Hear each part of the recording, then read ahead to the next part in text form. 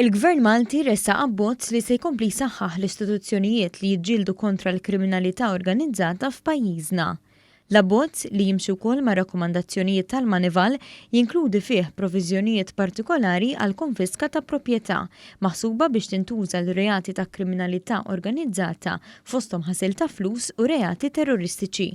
F'kumment ma' dan l-istazzjon, il-Ministru għall-Ġustizzja Edward Zamit Lewis qal li b'dan l-abbozz se jgawdu wkoll iċ-ċittadini Maltin u Għawċin għaliex il-liġi tesiġi li l-flus mill-kriminalità jiġu rkuprati.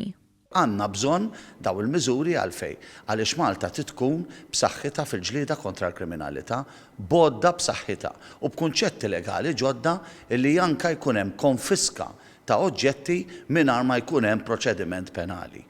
U fl-istess ħin inserħu rasna illi il-flus mill-kriminalità nerġgħu noħduhom lura u nużawhom għal benefiċċju tal-istess ċittadini fis-skejjel, fil-saħħa u wkoll fis-sigurtà soċjali.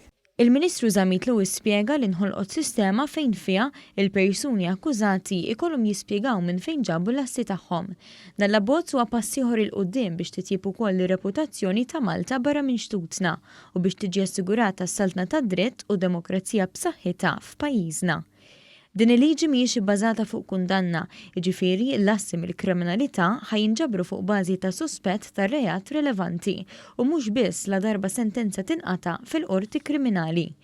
Permezz ta' din is-sistema ser ikun hemm komunikazzjoni ta' informazzjoni bejn l-Uffiċċju tal-Irkupru tal-Assi ta' pajjiżna u dawk ta' barra minn Malta sabiex jiġi żgurat li tinġabar l-informazzjoni meħtieġa ħalli l-ġustizzja verament issir. B'referenza l kriminalità organizzata, il-Kunsill Ewropew saħaq li l-organizzazzjonijiet kriminali qed jagħmlu aktar minn 100 miljun euro fl-Unjoni Ewropea, filwaqt li l-ġnus Magħquda kkalkulat li madwar 2 triljun euro jiġu maħsula madwar l-4 kontinenti tad-dinja kull sena.